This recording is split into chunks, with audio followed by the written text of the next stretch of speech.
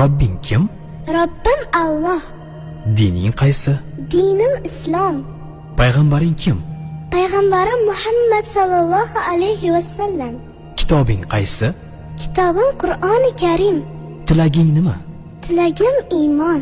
Qiblang qaysi? Qiblam Kabatulloh. Millating qaysi?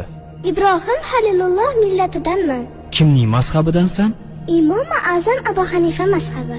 Do'stlaring kim? Do'stlarim chahor yorlar. Ular kimlar? Abu Bakr Siddiq, Hazrati Umar, Hazrati Usmon, Hazrati Alidir.